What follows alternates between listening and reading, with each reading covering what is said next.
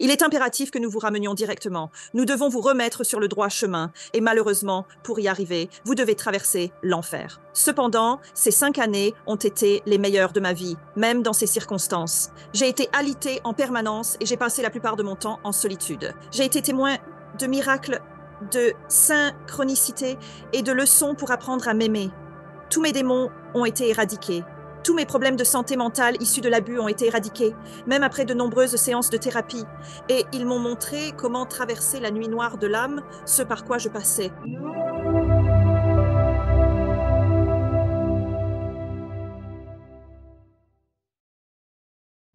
Je suis ravi d'accueillir dans l'émission Nikki Allen. Comment ça va, Nikki? Oh, je vais super bien, genre roi des gélifiés. Je suis tellement excitée d'être ici. Et ce que je dois dire avant même de commencer, c'est que vous êtes tellement Farrell. Je vous regarde et on dirait l'acteur Colin Farrell.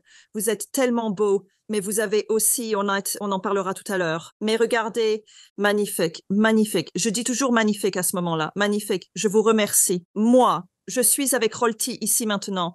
Je vais devoir surveiller mes paroles et mes manières, chérie, parce que je suis avec la légende qu'est Alex Ferrari. Oh mon Dieu, cela va être une très longue interview et tu vas certainement en avoir besoin. Des cachets pour la tête et tout un tas de trucs. Du Vicodin, c'est ce que tu as là-dedans. Ouais, tu vas en avoir besoin. C'était... Ma chère, merci beaucoup pour ces mots gentils.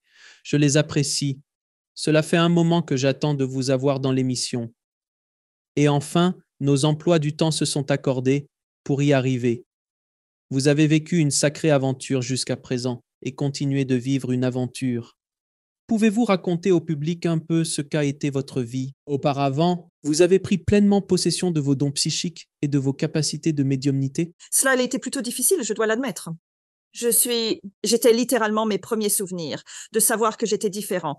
Mais tu sais, à l'époque, je ne voyais pas ça comme une différence. Je pensais que tout le monde pouvait le faire. J'ai commencé à avoir un flux et reflux d'énergie en haut de l'escalier quand j'avais environ 4 ou 5 ans. Et je continuais à voir cette lumière blanche et je savais que je ne devais pas vraiment la traverser, mais j'étais tellement connectée à elle. Chaque nuit, je m'envolais en astral vers elle et je voyageais partout. Et je croyais que tous les enfants en étaient capables. Je rêvais de choses qui se produisaient le lendemain. C'était véritablement une expérience tendre, poétique et spirituelle. Éducation. Mon père est mort dans un accident de la route à l'âge de 9 ans. 2 jours plus tard, je marchais avec ma tante, entourée par la famille proche de chez nous, submergée par le chagrin. Il n'avait que 37 ans. Ma mère, alors âgée de 32 ans, se retrouvait seule avec 3 enfants. Moi, l'aîné, j'avais 9 ans. Mon frère en avait 5 et ma petite sœur seulement 9 mois. La perte de mon père était d'autant plus tragique qu'il me ressemblait énormément. Il était plus grand que nature, adorait faire la fête, plaisanter et tout ce qui est signe de joie de vivre. Et c'était tout simplement le meilleur médium qui soit. Nous avons une longue lignée de médiums dans la famille. Depuis très très longtemps, je viens d'une souche de très bons médiums et tous les hommes sont le 7e fils d'un 7e fils. Je suis celui qui a brisé le moule, chérie. Oui, c'est moi. Et je me souviens, il est arrivé en voiture et je promenais mon chien avec ma tante, dont le mari avait eu un accident de la route. Mais il avait survécu, alors vous pouvez imaginer la culpabilité qu'il a ressentie. C'était un pompier. Et finalement, ça l'a tué mentalement d'avoir été là. Et il s'en voulait. Ce n'était pas de sa faute. Et mon père est arrivé, complètement apparu. Comment? Je ne sais pas. Je ne sais même pas. Je ne sais pas comment tout cela se passe. Je l'accepte simplement, je me laisse porter et je le partage avec tout le monde. Et il était dans sa voiture, il s'est arrêté et il fait « C'est bon, Nick, je vais bien ». Et là, j'étais genre « Oh mon Dieu, ma mère vient de me dire que mon père est mort. C'est quoi ce bordel ?» Et il est juste reparti en souriant. Moi, je suis là. Quoi? Alors, j'ai littéralement couru en arrière. J'ai lâché le chien sans laisse, couru jusqu'à la maison et j'ai dévalisé la maison en hurlant. Comment oses-tu dire que papa est mort? Je viens juste de le voir. Et c'est là que le père de mon père, mon grand-père, Fred, qui était le Gandalf des médiums, Doris Stokes, tous les médiums célèbres avec qui il fréquentait. Il allait même conseiller Scotland Yard sur des affaires de meurtre, mais tout ça se faisait en secret. Puis il a dit, tu vas commencer à voir des gens qui sont morts, en gros. Et il a déclaré, tu vas voir des anges. Il a dit, tu es une fille très spéciale, issue d'une famille tout aussi spéciale. Ne montre jamais de peur. Sois consciente que tu seras toujours protégée. Et cela m'a vraiment été très utile parce que je suis passée à travers. Ma mère a totalement perdu le contrôle. Elle a sombré dans l'alcoolisme. Elle avait perdu son âme sœur. Elle avait perdu sa raison de vivre. Ils étaient tout l'un pour l'autre. Et c'est l'une des choses que j'ai constamment remarqué, que ce soit en tant que médium ou en tant qu'officier de police, c'est que vous pensez avoir perdu l'amour de votre vie. Pourquoi? Alors qu'il y a des gens qui se détestent et que vous voyez chaque nuit en vous disant « Mon Dieu, c'est la même chance ». Allez, préparons-nous et sortons tout ce qu'il nous faut, car une grosse bagarre s'annonce. Son âme entière s'est brisée, puis elle s'est retrouvée piégée avec un homme extrêmement violent. J'ai enduré de longues années d'abus physiques, sexuels et psychologiques. Ainsi, ma conscience, si vous voulez, connectée au monde spirituel et au royaume des anges, mijotait en quelque sorte en arrière-plan. Je leur en voulais un peu, me demandant comment ils avaient pu laisser cette pauvre enfant, cet adolescent, être exposé à ce monstre. Et qu'en était-il de ma famille? Vous savez? Et je me souviens parfois, après avoir subi de la maltraitance, je me balançais et j'entendais quelque chose. La seule façon de le décrire, c'est comme une station de radio extrêmement lointaine. Comme si quelqu'un tout près écoutait de la musique et je pouvais percevoir cette sorte de chœur et ces mélodies et je me demandais, intriguée, mais qu'est-ce que c'est que ça? Et je me disais juste, c'est peut-être moi qui deviens fou. Mais pendant tout ce temps, incroyablement, j'ai fait preuve de la plus grande résilience parce que j'étais obsédée par l'envie de devenir policier. Ainsi donc, à chaque fois qu'il s'en prenait à moi de quelque manière que ce soit, je me rendais directement au commissariat parce que j'avais cette immense conviction en la justice. Et finalement, ma mère m'a abandonnée parce que j'ai eu le courage de m'opposer à cet homme qui l'avait conditionnée à être soumise. Et en conséquence, je suis devenue cadet de police. Désolée, 2 mois se sont écoulés depuis mes jours d'école. Puis, j'ai littéralement réussi en devenant policier. Au final, je l'ai mis derrière les barreaux. Mais il n'est pas allé en prison pourtant. Il n'a pas été incarcéré. Et il y avait de graves agressions et toutes sortes de choses. Mais il n'est jamais allé en prison. Alors, j'avais en quelque sorte ça. Beaucoup de tourments dans ma tête, beaucoup de démons. Et c'est comme si je devrais être allongée sur un canapé. Ça arrive parfois. Ça se passe dans l'émission. J'ai examiné la facture et je me suis littéralement retrouvée dans la peau d'un très jeune détective promu inspecteur. La seule chose que j'ai toujours voulu faire, c'était enquêter sur des meurtres. J'étais obsédée par les meurtres et les gens qui avaient la mentalité et l'énergie pour tuer d'autres personnes. Mais voilà le truc étrange. Pendant cette période, alors que je progressais dans ma carrière policière, je faisais des tours de magie en soirée. Il s'appelle ainsi, c'est son métier. Les gens s'écriaient « Oh mon Dieu !» Moi, je tenais des conférences dans les centres de formation et suivais tous les cours. À 21 ans, je faisais des soirées de voyance. Donc, je ne le prenais pas vraiment au sérieux. J'étais en quelque sorte policier le jour, et puis je faisais ces soirées de voyance la nuit. Et ça a commencé à se savoir. Et puis, ce qui arrivait, c'était de participer aux enquêtes sur des meurtres. Je commençais à voir les victimes. Donc, mon rôle principal était celui d'officier de liaison avec les familles, où nous facilitons la communication entre la brigade criminelle et évidemment les personnes concernées, les familles des victimes de meurtre. Et je marchais genre « Oh mon Dieu !» et les victimes de meurtre qui disent « Eh !» et moi genre « Oh, oh là !» Vous savez, Ronnie était l'un d'entre eux. Il a été victime d'une fusillade entre gangs, ce qui est assez rare, il faut l'admettre, ici au Royaume-Uni. Pas maintenant, mais c'était le cas à l'époque. Il se tenait juste là, à côté de la télévision. Donc, j'entre en tant que détective professionnel et il est là, debout, ce grand type musclé, vraiment beau gosse, parce qu'il avait littéralement été abattu d'une balle dans la tête devant sa femme et son fils sur le seuil de la porte. C'était un contrat. Et entrer là-dedans, mais il est à côté de la télé en disant « Eh, pouvez-vous lui dire que je vais bien, je suis en forme ?» Moi, je me dis « Mon Dieu !» Et c'était tellement difficile. Et ce n'est que 6 mois plus tard, quand j'avais vraiment appris à les connaître, que j'ai dit à sa femme, « Savez-vous pourquoi j'ai toujours envie de vous dire Johnny Bravo ?» Elle demande, « De quoi tu parles ?» Et j'ai répondu, « Regarde, tu sais bien que je pratique la voyance. Je t'ai déjà parlé de ça. » J'ai dit, « J'ai vu Ronnie. » Alors j'ai continué. « Il n'arrête pas de parler de Johnny Bravo. » Elle s'exclame, « Oh, mon Dieu. » Elle a dit, « Le canal ne fait que diffuser Johnny Bravo en boucle. Tu te rappelles de ça ?» Bien sûr, évidemment. Et il lui ressemblait vraiment. Il faisait genre sérieux. Ouais, mec. Et son surnom, c'était Johnny Bravo. Et il faisait, ouais, bravo, viens par ici. Alors elle dit, c'est son surnom. Elle fait, il est là maintenant? Je dis, ouais, il est juste debout à côté de la télé. Il était là le premier jour où je suis venue. Et donc, ça a vraiment commencé à interférer et avec mes enquêtes.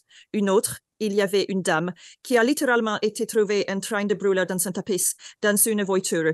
Elle avait été enroulée dans un tapis. Et je me suis rendue sur les lieux parce que j'étais l'un des enquêteurs cette fois-ci, plutôt qu'un officier de liaison avec les familles. Et j'ai senti que je devais y aller. Et là, j'ai établi un lien. J'ai dit, montre-moi simplement, fais-moi voir. Et j'ai vu qu'elle était enroulée après avoir été étranglée par son mari. Je sais que c'est son mari. Le problème, c'est que tu devais ensuite le ramener au bureau. Désolée. Je viens juste de parler avec Tina et elle prétend que son mari l'a tuée. Cela semble impossible. Alors, on a dû faire semblant de recevoir des appels anonymes et des informations, mais en réalité, c'était moi. Et ensuite, nous avons découvert le mobile du meurtre. Pour résumer brièvement, je suis allée voir une jeune fille sur laquelle nous menions notre enquête. Elle était la fille d'amis de notre famille. Et là, j'ai eu des visions d'elle en train d'embrasser leur mari. Et finalement, je l'ai attrapée pour la sortir de là en disant « Regarde, tu es amoureuse de lui. Qu'est-ce qui se passe ?» Et alors, elle a dit « Je n'arrive pas à croire qu'il l'ait fait. » Mais je lui ai dit « Tu ne peux pas divorcer d'elle. Elle avait 15 ans. Tu ne peux pas divorcer d'elle. On va devoir rester secret. » Alors, dans sa tête, il s'est dit « Je vais me débarrasser d'elle pour pouvoir être avec cette jeune fille. » Et il a fait appel à son neveu. Il a encore fait appel à son neveu. J'interviewe le neveu. En entrant, tu peux l'imaginer, on le voit tout le temps à la télé. Toutes les caméras sont allumées et tu appuies sur enregistrer. Et moi, je me la joue détective professionnel qui débarque et je l'observe. Et je peux le voir en train de l'enrouler dans un tapis. Mais bien sûr, voici maintenant le neveu. Il roule sa tente dans le tapis afin de toucher une part de l'argent de l'assurance. Et là, je me dis que je ne peux pas faire ça. Mon complice de l'époque me regarde et me demande « Qu'est-ce qui se passe ?» Je lui réponds que j'ai des visions. Je ne peux pas continuer cet entretien. Il est trop impliqué. Le neveu est impliqué dans l'affaire, c'est certain. Et là, par chance, le neveu fait cette énorme crise et on a dû arrêter l'interrogatoire. Et pour faire court, parce que bien sûr, il faut aussi des preuves matérielles. Et on a trouvé ces preuves. Mais j'ai réellement compris le mobile du meurtre quand j'ai retourné la situation contre cette fille en lui disant « Tu es dans de beaux draps. Tu dois faire une déclaration maintenant, ma fille, parce que tu es dans de sales draps, ma chérie. » Et là, elle fait « Oh mon Dieu, je n'arrive pas à croire que tu étais au courant. » Et finalement, on a obtenu le mobile du meurtre. Et littéralement, elle a dit « Je savais qu'il l'avait tué parce qu'il voulait être avec moi. » Alors, il est important de reconnaître que la vie n'est pas uniquement faite d'amour et de lumière. C'est un mélange complexe d'expériences et ignorer les aspects plus sombres ou difficiles ne nous aide pas à avancer. C'est pourquoi, dans mon parcours personnel que je vais partager, j'ai été agacée par cette tendance à ne voir que le positif, car cela ne reflète pas la réalité complète de notre existence. Avoir une incarnation humaine est un défi et il faut être prêt à affronter toutes les facettes de la vie. Et donc, je suis partie à la retraite de la police. J'ai failli sombrer en dépression après m'être blessée au dos. En soulevant un corps inerte dans une foule, je me suis cassé le dos et arraché plusieurs côtes de leurs articulations vertébrales. J'ai sauvé la vie de cette jeune fille et je n'ai même pas reçu un merci en retour. Je n'ai pas eu de merci. Puis, j'ai dû prendre ma retraite de la police, qui était ma vie. Ta famille, c'est la police de... Tu fréquentes des policiers, tes voisins sont policiers. Autrefois, tout gravitait autour de cet univers. Ce n'est pas ta famille. Et puis, soudainement, j'ai été arrachée de là, et me voilà, waouh. Et à ce moment, cela me révèle le spoiler. Je vais maintenant te révéler les spoilers de mon dernier ouvrage, intitulé Ascension et chute. Parce que, littéralement, en quelques mois, ma maison était hantée à un niveau inimaginable. Je veux dire, c'était fou. Je frôlais une ampoule et bang, elle explosait, se brisant en 1000 morceaux. Et cette sonnette incessante, ding dong, sans arrêt, en permanence. Et des lustres se balançant au-dessus de ma tête. Je dois vous interrompre un instant parce que c'est intéressant, car manifestement, vous avez la capacité de voir l'au-delà. Vous voyez des fantômes, vous êtes médium et vous voyez des gens sont décédés. N'y a-t-il pas quelques... Et cela provient, encore une fois, de ma connaissance des médiums et des voyants avec qui j'ai discuté au fil des ans. N'y a-t-il pas une sorte de règle qui dit genre « Hey, je ne veux pas te voir. Tu sais, tu possèdes... » Ouais. Alors, comment quelqu'un pourrait-il vous hanter ou des groupes vous hanter? Exactement. C'était là le problème. Pour moi, par exemple, lors des soirées psychiques et tout ce qui s'ensuit, je partais en titubant, en transmettant tous mes petits messages, en réalisant mes petites lectures de personnes. Puis, à la fin, je procédais à la fermeture. Je créais une visualisation pour clore la séance. Je me disais, ça suffit maintenant, et tout se fermait. Sauf, bien sûr, dans les cas où je me retrouvais face aux familles endeuillées par un meurtre. Bien sûr, bien sûr. Je me taisais, pourtant tout échappait à tout contrôle. Mon partenaire de l'époque, expert en armes à feu dans la police, était là. Soudain, je l'entends. Mais qu'est-ce qui se passe? Il entendait tout. Des gens étaient littéralement dans ma chambre, criant « Niki, Niki, Niki ». Et moi, je pensais juste oh mon Dieu. Et je pensais que je devenais folle, mais lui aussi l'entendait. Alors une nuit, je disais, retournez vers la lumière, je faisais tout mon truc, et à la fin, il a dit, tu peux juste dégager, il faut que je me lève pour le travail demain. Et ils se sont alors gentiment tus. Puis cela a recommencé. Et le pire, c'était ce bébé esprit qui pleurait, tu sais, et je ne pouvais absolument rien y faire. Je ne pouvais pas, tu sais, c'est comme Tu sais, ce bébé qui est à la fois jeune et beau, un film d'horreur. Ouais, c'était vraiment comme dans un film d'horreur. Et moi, j'étais là en mode, oh mon Dieu. Puis il me dit, tu dois absolument aller régler ça. Mais qu'est-ce qui se passe, bon sang? J'ai répondu, je ne sais pas du tout. Je n'ai jamais vécu une telle chose auparavant. C'est incompréhensible. Et ce bébé, dans chaque pièce où je mettais les pieds, il se déplaçait à la suivante. Et dès que j'entrais dans une autre, finalement, j'étais là pour l'amour du ciel. Qu'est-ce que tu me fais? Qu'est-ce qui se passe? Et je ne savais tout simplement pas. Je n'avais absolument aucun contrôle sur la situation. Je n'avais aucun contrôle. Mon grand-père et mon père étaient décédés. J'essayais de leur demander, dans le monde des esprits, mais qu'est-ce qui se passe, bon sang? Et tu sais cela, et je n'ai jamais suivi la voie de l'Église, ni participé à des séances de spiritisme. C'était comme des vacances de conducteur de bus. Alors je me disais, je ne sais pas quoi faire. Je ne sais juste pas quoi faire. Ça continuait mois après mois et je ne dormais pas, je devenais irritable. Et partout où j'allais, des objets se mettaient à voler. Et c'était juste, mais qu'est-ce qui se passe? Bon sang. Et ce n'est que lorsque mon ami a appelé, parce que beaucoup de mes amis, ils disaient en quelque sorte, oh, tire quelques cartes pour moi s'ils veulent une vraie consultation, parce qu'évidemment, ils me connaissent. Ils ont tendance à aller voir quelqu'un d'autre que je recommande. Et donc, elle me dit, je vais voir un médium. J'ai vraiment peur. Je lui ai dit, on parle d'avoir peur. Je lui ai dit, tu me connais probablement toute ta vie, ma chérie. Et elle fait, oh non, mais mes amis se sont désistés. Viens avec moi, s'il te plaît. J'ai juste besoin d'un peu de soutien moral. D'accord? Alors, bon, d'accord. Alors, on a frappé à la porte de cette médium, tu sais? Elle a ouvert, et c'était comme dans un film, je te jure, Alex. Elle ouvre la porte, nous fixe et annonce, le bébé ne cessera de pleurer tant que tu n'auras pas servi l'esprit. Et là, je me suis dit, oh non, mais pas question. Et elle a dit, tu dois entrer. Elle a totalement ignoré mon ami, celui qui avait réglé la consultation. Puis elle a affirmé, tu es un ambassadeur pour le monde des esprits. Tu as été choisi pour cela. Tu ne le feras pas. Tu ne connaîtras aucune paix tant que tu ne travailleras pas pour eux. C'est ton destin. Et elle a dit, tu as subi un coup dur. Tu as perdu ta carrière. Mais ce n'était jamais ta véritable carrière. Ta vocation, ta mission dans la vie est d'apporter ton savoir aux masses. Et alors, elle reste parfaitement immobile, ne bougeant pas d'un poil. Donc, mon amie se rend pour une séance de lecture, elle en ressort et cette femme me regarde intensément en s'écriant « Mon Dieu !» Elle me dit « Je n'ai jamais vu un médium aussi naturel de toute ma vie. » Puis elle ajoute « Tu as littéralement un pied dans le monde spirituel. » Je lui ai dit « Ça a toujours été ainsi. C'est l'héritage de ma famille. » Et alors elle fait « Tu vas faire partie de mon cercle dès lundi prochain. » Et je n'avais jamais pris part à un cercle de développement spirituel. Et pour ceux qui ne savent pas ce que c'est vraiment très simple. On se rassemble, on est convié à rejoindre un cercle, on s'installe dans une énergie consacrée, dédiée chaque semaine à un moment précis, on pratique des méditations, on invite les esprits. Et tout de suite, mon premier guide spirituel s'est manifesté. Et là, je me dis « Mince alors. » Et elle a même dit, ton premier guide est là, voici qui il est. Et c'était l'un de mes guides de Sedona. Et là, je pense, oh mon Dieu, un Amérindien, j'ai vraiment un guide amérindien. Et elle a même prononcé son nom, ce qui a tout confirmé. Comme je le mentionne, tout est consigné dans mon livre. Ensuite, elle a dit, es-tu prêt à monter sur scène? Là, j'ai réagi, oh non, je ne pense pas, chérie. Non, oui, tu l'es. Alors quoi? En moins d'un mois, elle m'avait fait me tenir devant plus de 100 personnes dans un centre spiritualiste à Grace, dans l'Essex. Et J'étais absolument terrifiée. Je ne peux même pas exprimer à quel point mes jambes tremblaient, la sueur dégoulinait le long de mon dos. Et le truc, c'est qu'à l'époque, ayant environ 34-35 ans, les gens avaient des attentes des médiums, tout comme maintenant, parce que je suis devenue un vieux schnock. Je m'attends à ce que vous le pensiez. Oh, elle est vieille. Elle a plein de peau parce que la plupart des médiums sont gros. Elle porte la robe à toile d'araignée. Moi, je ne fais pas ça. Mais ils se disent, ah oui, elle a l'air d'une médium. Elle va être vraiment douée, n'est-ce pas? Mais moi, je vais arriver en jeans et un haut vaporeux. C'est bon? Et je ne veux rien ajouter. Ils se disent, elle va être nulle. Et tu vois qu'ils le pensent vraiment. D'accord. Parce que tu n'avais pas l'allure requise. Tu n'avais simplement pas l'allure. Je n'avais pas l'allure. Ils me dévisageaient, pensant sûrement que je n'avais aucune chance. Puis Aggie intervient. Irlandaise, elle me dit avec assurance, tu sais que tu peux y arriver, n'est-ce pas?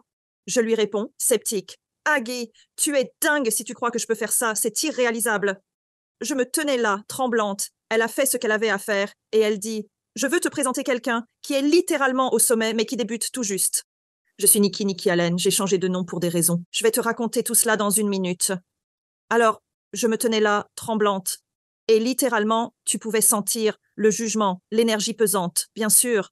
Et ils ne le font pas exprès, mais ils veulent leur maman, leur papa. Ils n'ont pas envie de se faire embrouiller par une jeune fille qui débarque en jeans et en talons hauts. Tu saisis ce que je veux dire. Et ils sont un peu comme, bon, alors, allez, montre-nous ce que tu sais faire. Et là, je me dis, mon Dieu. Et puis, tout à coup, ça me revient l'action de verser, de mettre de l'eau dans un verre, et je faisais juste ça. Je pense que je ne peux même pas boire d'eau parce que je risque de tout renverser sur moi. Tu saisis ce que je veux dire? Ainsi donc, et soudain la tranquillité. N'oublie jamais, cela me donne des frissons et m'émeut profondément.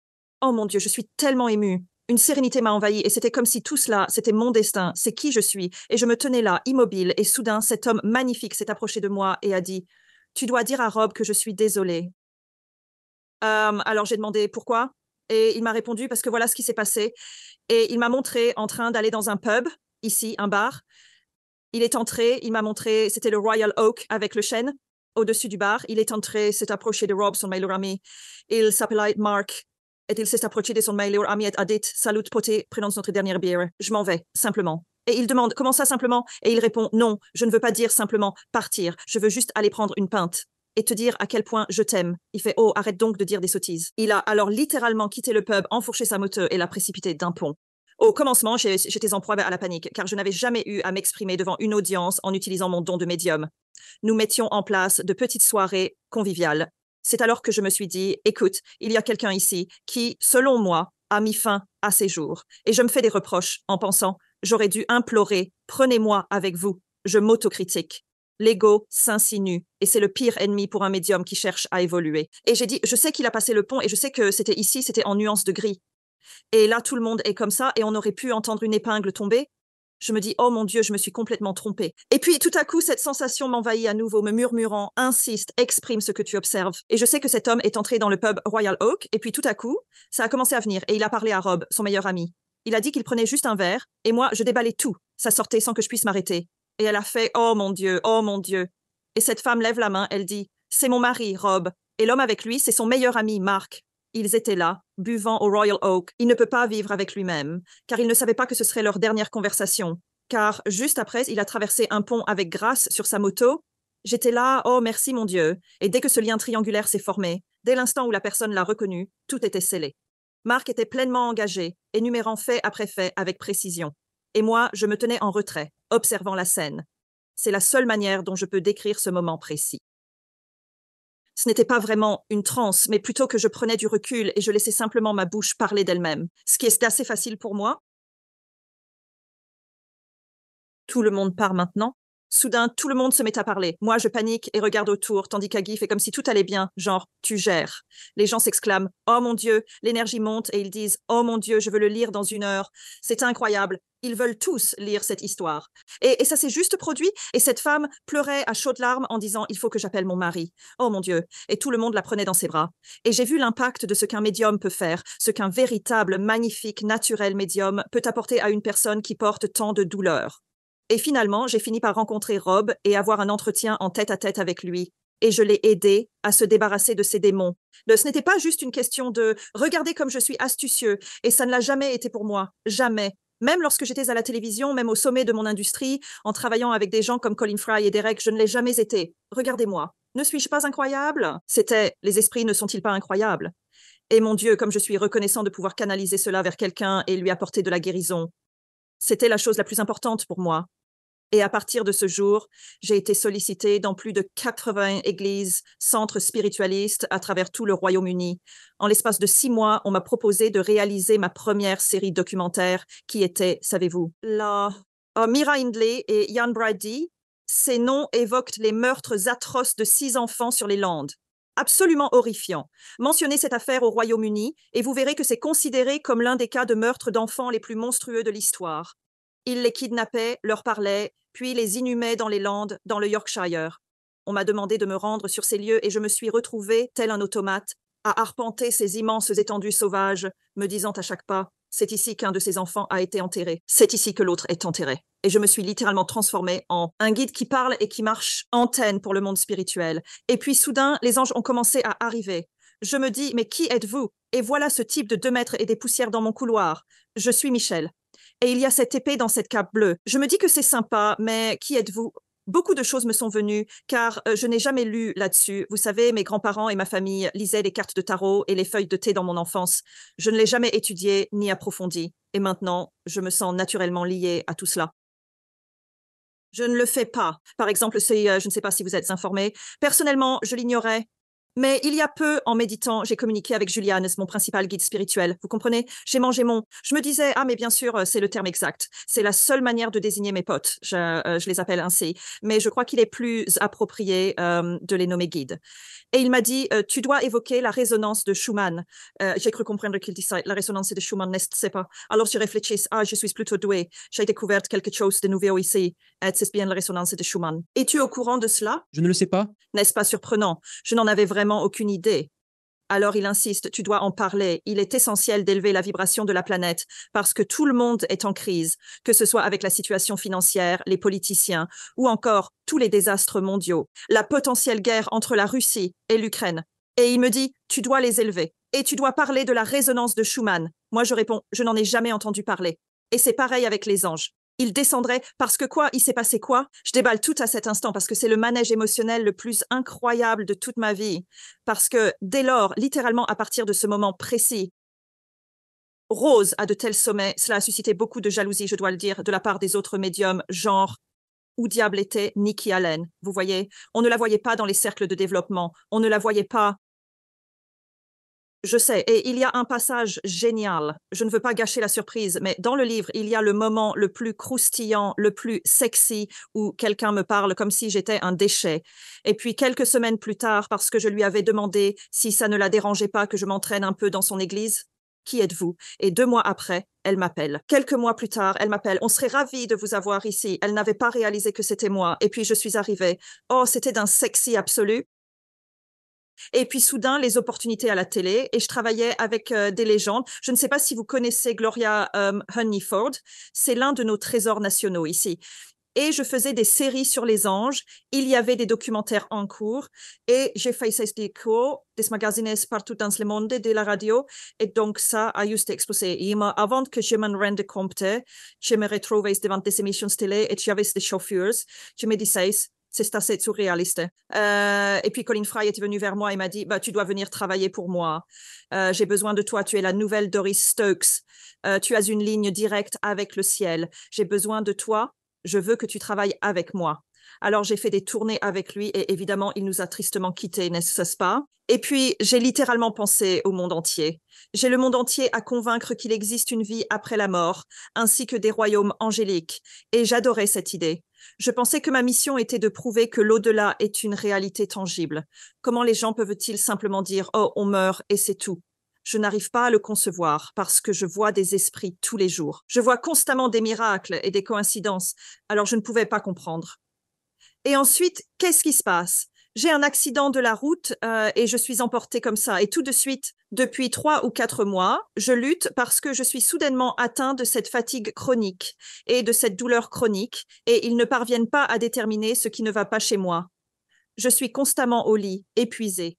Je me traînais hors du lit pour faire un spectacle, puis je revenais et je dormais pendant les semaines suivantes jusqu'à ce que je doive en faire un autre. Et je me battais jusqu'à ce qu'enfin mon partenaire de l'époque me trahisse. Il m'a volé 65 000 livres parce que j'étais en fauteuil roulant. Et j'ai ensuite perdu ma maison. J'avais une résidence secondaire dans le Devon, où je vis maintenant, qui a été saisie. Pour faire court, très court, ceci est mon premier livre. Moi, moi-même, et je meurs d'une psychique, qui était mon journal tout au long. J'ai littéralement fini par me retrouver avec moi et la fibromyalgie. Moi, que vous connaîtriez sous le nom de syndrome de fatigue chronique aux États-Unis. Je suis restée sans abri pendant 8 mois. Vous avez connu, je le sais. Cela vous parle parce que quand je parle d'une énergie à la Colin Farrell avec vous, vous avez le cœur le plus ouvert, magnifique, sincère, merveilleux. Mais vous avez aussi connu la dureté, vous avez connu la débrouillardise, vous savez, et il y a cette part d'effronterie en vous avec l'énergie d'un Colin Farrell. Mais il y a aussi cette beauté intérieure. C'est la vérité. Non, c'est absolument vrai. Et votre énergie, c'est cela. Je me souviens. Vous savez, je ne m'en souviens plus. Je vous ai entendu le dire ou je l'avais juste en tête. C'est parfois si difficile quand on a des voix dans la tête. On dirait un fou. Mais tu es un canalisateur subconscient. Donc, ce que tu as fait, c'est que tu aurais pu facilement prendre la voie d'Hollywood, la voie de la télé, celle de producteur, ce que je pense que tu fais de toute façon. Mais ton énergie de canalisation subconsciente reçoit les énergies les plus fortes venant de ces portails qui te disent « fais ça, canalise, fais ça ». Et c'est génial parce que c'est ce que tu fais actuellement. Et tu réalises tes productions et tout. Mais tu permets aux gens d'avoir une voix. Et ta plateforme, je présume, parce que évidemment, je ne te connais pas depuis longtemps, mais je présume qu'elle a explosé, comme la mienne à l'époque, parce que la mienne a plongé, ce dont je parlerai dans un instant.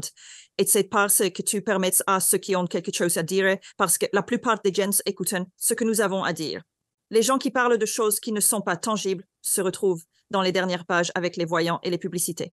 Tu proposes une plateforme et tu donnes de la visibilité à ceux qui s'efforcent de sensibiliser le monde.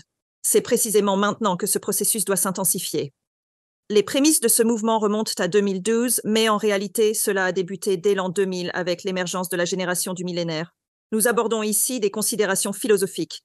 Et voilà qu'en 2022, cet élan s'est à nouveau manifesté. Et maintenant, nous sommes en 2023. C'est le moment crucial, n'est-ce pas? C'est à ce moment-là que la résonance de Schumann commence à vibrer avec plus d'intensité. Et c'est toi qui es à l'origine de cela. Ainsi, tu as apporté tant d'éveil et de connaissances à notre planète. N'oublie jamais l'importance de tes actions. Je l'apprécie vraiment. Sérieusement, t'es vraiment une légende. Je te remercie. Quand est-ce que je reçois mes 50 balles pour avoir dit ça? C'est maintenant? Je te le dis là. Je t'envoie de l'argent par PayPal ou par Venmo plus tard? Non, cela reste également assez intéressant parce que, tu sais, c'est ça. Beaucoup de choses que tu racontes sur ce qui t'est arrivé et ton parcours, c'est en quelque sorte déjà arrivé pour moi parce que je suis sorti de nulle part. Je l'ai vécu, tu sais, dans le domaine spirituel. Je n'ai pas vraiment de crédibilité spirituelle. Je ne voulais pas trop en savoir sur toi. Tu vois, c'est ce que je ne connais pas. Beaucoup sur la personne avec qui je parle, pour que ça puisse couler de source, ce que j'observe chez quelqu'un. Ouais, je n'avais aucune crédibilité de terrain. Comme quand j'ai lancé mon podcast dans le domaine du cinéma. J'étais dans l'industrie du film depuis 25 ans.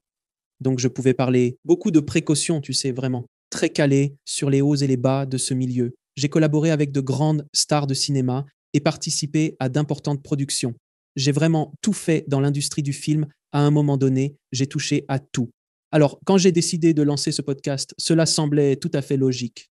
Je me disais, oui, je peux discuter de ceci et de cela parce que je l'ai fait, je l'ai vécu. Quand on m'a dit de faire ça, j'ai réagi. Vous êtes sérieux? Vous êtes fou? Je n'ai aucune crédibilité de rue. Qui va m'écouter parler de spiritualité? Et ils font genre, fais juste ce que tu fais. Et ça a commencé à prendre de l'ampleur. Et en janvier 2022, c'est là que j'ai commencé à le prendre au sérieux. J'ai commencé à le prendre au sérieux en janvier 2022. Puis, après environ 6 à 8 mois de travail, tout a explosé en octobre. Nous sommes passés de 75 000 vues par mois à une opportunité extraordinaire. Je ne pige absolument pas ça. 1,1 million en un mois, ce même mois. Et maintenant, on tourne autour de 10 millions par mois en moyenne. C'est ce que je dis. Vous êtes vraiment l'élu. Mais c'est bien ça, vous savez, c'est cela. Je suis au début de tout ça maintenant parce que ce qui s'est passé, c'est que je suis restée alitée pendant 5 ans. Avant de continuer plus loin, Nikki, avant que tu ne continues, je dois te demander, car tu as une compréhension très profonde de ton chemin spirituel, de la quête de ton âme, de ton plan d'âme, de ton contrat d'âme. Pourquoi cela t'est-il arrivé? Si tu faisais tout correctement et selon le plan, pourquoi y a-t-il eu cet écart? Car c'est un écart considérable. Pourquoi donc? Parce que, et c'est pour cela que j'ai évoqué mon passé. J'étais une personne très en colère à cause des abus que j'ai subis. C'est pourquoi je l'ai mentionné. Ce n'était pas pour qu'on me plaigne, car je savais que cela serait pertinent. Parce que je savais que vous alliez poser cette question. Je suis télépathe. Je plaisante. Il fait chaud, c'est une journée chaude. Et le truc, c'est que même si, et je ne veux pas que les gens se méprennent, même si je remplissais des théâtres de 5000 places à guichets fermés partout où j'allais, tout était complet. J'avais genre tous mes ateliers et séminaires complets des années à l'avance. C'était juste fou, comme 6000 personnes sur une liste d'attente pour une consultation. C'était juste ridicule, toute cette situation. Mais je ne l'intégrais pas moi-même. Je construisais cette machine tout en vivant avec mes démons, car après tant d'abus, on me disait « Tu ne vaux rien, tu es inutile. Vous l'êtes, vous n'êtes que saleté. » C'est ce qu'on me répétait sans cesse et c'est ce que j'ai fini par croire. Alors, il y avait, en quelque sorte, malsain. J'ai ressenti une poussée malsaine pour aider l'humanité. Je désirais faire plaisir et sauver les gens, une compétence propre aux empathiques. Cependant, ma tentative fut maladroite à leur égard. Les empathes ont évidemment cela, ils veulent sauver, ils veulent aider, et c'est pourquoi ils finissent par se retrouver dans des relations avec des alcooliques, des toxicomanes et des gens à sauver. Et ils finissent par avoir les pires partenaires. Mais je vous en parlerai dans un instant. Heureux pour toujours. Ce sont tous des spoilers pour les livres, mais ça m'est égal. Pour le troisième, je n'ai pas encore de spoiler, il sort bientôt. Mais bref, j'avais cette tendance à vouloir plaire à tout le monde et je m'épuisais littéralement à vouloir donner à chacun tout ce qu'il attendait de moi et tout le monde me connaissait pour ça dans tous les théâtres, le personnel, les équipes. Je prolongeais de 30 minutes parce que je voulais juste donner un peu plus. Je me poussais sans cesse à donner. Et donc, ce qui est arrivé, c'est que j'ai eu cet accident de la route avec cette personne que je fréquentais, qui était un joueur, qui avait des problèmes d'alcool. C'était un connard, un arnaqueur. Je ne savais pas, parce que c'était dans mon chemin de ne pas savoir comment, juste ne même pas y penser. Et il m'a tout simplement ruinée. Et comme je l'ai dit, je me suis retrouvée à la rue. Alors, je squattais sur des canapés avec mes 2 petits chiens, quelques sacs poubelles, et c'était tout. J'ai tout perdu, sauf les vêtements que j'avais sur le dos. Dieu merci, je les avais. Ça a été une vraie frayeur, les gens. Et comme je le disais, la plupart d'entre vous sont émus, et cela m'arrive aussi à chaque fois que j'en parle. Alors, je me suis retrouvée comme par enchantement. C'est tellement drôle, vraiment tellement drôle. J'étais chez une amie et ma grand-mère est apparue devant moi, car littéralement une nuit, j'ai complètement craqué. J'avais une douleur si intense, j'étais tellement perdue, tellement désespérée, et l'idée du suicide me traversait l'esprit. Je voulais juste mourir. La douleur était tout simplement insupportable. J'étais sous morphine et ils ne comprenaient pas. Et finalement, ils ont dit « Oh, vous avez ça, fibromyalgie, allez-vous-en ». Et je pensais que c'était n'importe quoi. Des maladies que les hypochondriaques inventent. J'avais tellement tort. C'est l'une de ces terribles pandémies qui marquent notre siècle. Et là, j'étais étendue, totalement incapable de bouger mes mains. J'étais présent, tu sais, j'étais incontinent, mes yeux sortaient de ma tête, ils souffraient tellement. Et là, je me suis dit, mais bordel, qu'est-ce qui se passe? Une minute, tu me hantes et tu me fais venir travailler ici, je te déteste. Et je me suis mis à crier. Et puis ma grand-mère est entrée et t'a dit, va allumer ton téléphone. Quand elle était uniquement à moi, ma grand-mère était tout simplement l'un de mes anges gardiens à ce moment-là. Et je me suis dit, j'ai dit, oh, c'est génial, venir du monde des esprits pour me dire d'allumer mon téléphone, mais quel bordel. Alors je l'ai allumé et cette publicité était pour ce cottage, précisément celui-ci. Je me disais, cela ne peut être vrai, pas ce cottage. Il fut un temps, je marchais régulièrement à côté de ce très ancien cottage de style victorien, situé juste à côté d'un cimetière. En plaisantant, je disais à mes amis que j'habiterais là un jour parce qu'il est entouré par un cimetière avec des gens qui reposent en paix. Et j'ai un faible pour les bâtiments anciens. De plus, il se trouvait non loin du bord de mer. Ah, ainsi et puis, ils ont dit, va là-bas. Alors, le lendemain matin, je me suis réveillée et je me suis dit, tu sais quoi, je n'ai rien à perdre. Alors, j'ai demandé à l'ami chez qui je logeais, peux-tu me conduire là-bas? Je ne pouvais pas conduire moi-même. J'étais littéralement si handicapée, tellement désireux de mourir. Je regardais juste la morphine tous les jours en pensant, je veux rentrer chez moi. Mais ensuite, j'ai commencé à perdre la foi en me disant, il n'y a pas de chez moi. De toute façon, je vais juste mourir. Tant mieux. J'étais dans cette énergie. Et littéralement, on a descendu la colline vers cette petite maison et plus on s'approchait, plus je me disais, vous plaisantez là. On est arrivé et c'était exactement la maisonnette dont je disais depuis des années, Jess, je vais y vivre un jour. Je n'avais pas un sou en poche, hein? Mais c'est ainsi que les choses se passent. C'est ainsi que ça fonctionne. Et c'est pour cette raison que j'essaie de le dire aux gens tous les jours maintenant. Je n'avais pas un sou. Et je me suis approchée. C'était sur le terrain du cimetière. C'est là que vivait le gardien du cimetière, n'est-ce pas? Et c'était perdu au milieu de nulle part. Et je savais que j'avais besoin d'être loin des gens, de la technologie. Et c'était entouré de forêts et de rivières. Une rivière coulait paisiblement en contrebas. J'ai déclaré, c'est ici que je m'installe. Mon amie s'est inquiétée. Tu n'as pas d'argent, chérie, je peux te prêter pour le loyer. Elle a dit qu'elle n'avait rien. Alors j'ai répliqué. Eh bien, tant pis, Murray. J'ai immédiatement appelé pour dire « Oui, je veux ce cottage, s'il vous plaît », simplement en me regardant. « Tu n'as pas d'argent ?» Elle a noté. J'ai répondu « Oui, je prends le cottage, s'il vous plaît ». Elle a accepté. « D'accord. » Puis elle a demandé « Tu veux vraiment y aller ?» Et sans hésiter, « Non, pas besoin de voir. Je sais à quoi ça ressemble. Je veux le prendre. » Elle fait genre « D'accord, bon, on doit faire les vérifications de crédit. » Et moi genre « Ok. » Donc Jeannette me regarde, mon amie, genre « Ça va mal se passer. » Et je le savais juste. Alors j'ai juste dit, ouais, d'accord, faites-le, allez. Je n'avais absolument aucune idée de ce qui se passait car j'étais en plein blackout. Ma maison avait été saisie. Ma maison avait été saisie. J'étais comme mise au banc de la société. Ça a marché. Et puis, de manière tout à fait inattendue, mon ami a dit, je pense que tu as besoin d'un coup de main. Je vais te prêter 5000 livres parce que je sais que tu vas les récupérer. Et je suis partie. Pourquoi? Et il répond, je veux juste t'aider. Moi, genre, d'accord. Alors, ça m'a donné l'argent du loyer pour quelques mois. La cote de crédit a été acceptée. Un vrai miracle. Littéralement, dès mon entrée dans le cottage. Je me souviens d'une voix qui disait, ceci est ton sanctuaire. Tu es ici pour guérir. C'est l'endroit le plus paisible. Je ne vais pas mentir. Alex a laissé les lumières allumées pendant les 7 premiers jours parce que littéralement, la première tombe était à environ 1,50 m de mon salon. Et littéralement, j'étais encerclée de tombes de tous côtés. Et c'était d'un noir d'encre. Aucune lumière artificielle, pas la moindre maison aux alentours. C'était simplement une forêt enveloppant un cimetière. Et je me suis dit, mon Dieu, cet endroit doit être hanté. Puis les gens racontaient, tu sais, qu'une personne s'était pendue dans le bois, juste à l'orée de la maison. Je me suis dit, oh, super, merci beaucoup. De rien, c'était le lieu le moins hanté de ma vie. Et puis, littéralement, en quelques jours, c'est exactement là que tout a débuté. C'est littéralement un œil. Je songe parfois au suicide, mais ce qui me retient, ce sont mes fidèles chiens. Puis, je me souviens, il y a de cela quelques années, mon père, depuis l'au-delà, m'est apparu en rêve, pour me dire que je surmonterais ces épreuves. C'est précisément à ce moment-là que l'ange a commencé à intervenir. Et j'ai reçu les séraphins, dont je ne savais même pas ce qu'ils étaient, et c'était bien eux. Quand je les ai entendus entrer dans la pièce, je me suis dit, mon Dieu, je n'arrive pas à y croire.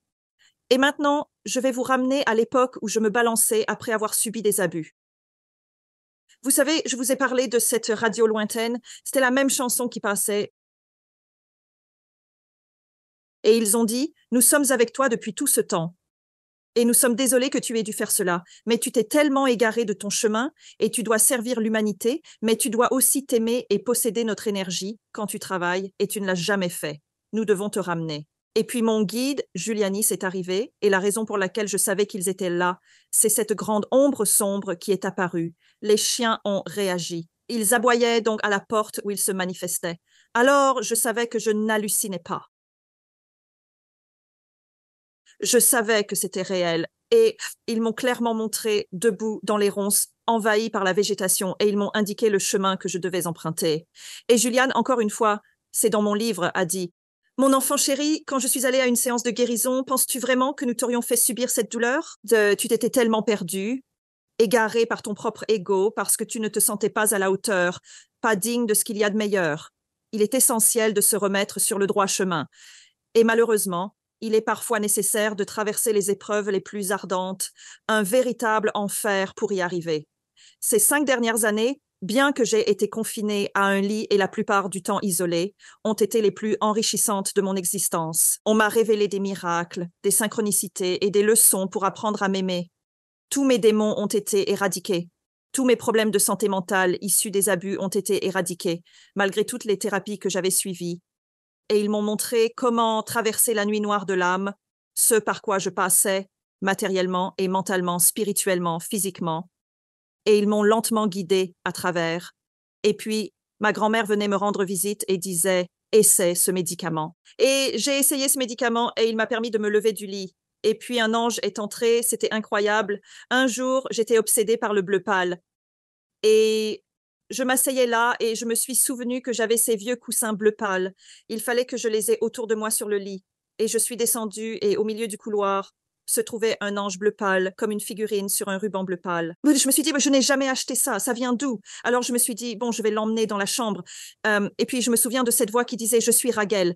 Je me dis, c'est sympa, jamais entendu parler de toi. Amour, plaisir. Et là, je me dis, jamais entendu parler parce que je n'ai jamais étudié. Je n'étudie pas. Je ne fais rien, j'attends qu'on m'en parle, puis je le cherche sur Google, comme dans ma vie antérieure à Rome. C'est une autre histoire. Alors je suis allée, oh, c'est sympa, qui êtes-vous? Et je suis toujours en colère parce que beaucoup de gens disaient « Oh oui, mais il prêche à des convertis. Vous avez toujours été spirituel. » Non, ce n'était pas le cas. Je les détestais profondément. J'étais la personne la moins spirituelle qui soit. J'avais perdu ma foi totalement. Je les détestais. J'avais des pensées suicidaires. Je voulais juste mourir, mais je ne pouvais pas abandonner mes chiens. J'avais déjà vu ce qui arrivait aux personnes qui se suicident seules et comment leurs chiens restent à leur côté pendant des jours. Je ne pouvais pas faire ça. C'est la seule chose qui m'a gardée en vie. Alors il a dit « Je vais t'aider ». J'ai répondu « Vraiment, c'est gentil ». Toujours un brin londonien en toute situation. Quoi qu'il en soit, il l'a dit, vous devez faire les appels téléphoniques maintenant.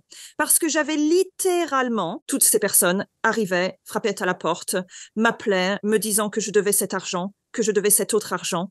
Et j'avais toutes ces personnes qui venaient parce que toutes les dettes avaient été transférées à tous ces gens qui arrivaient, les agences de crédit.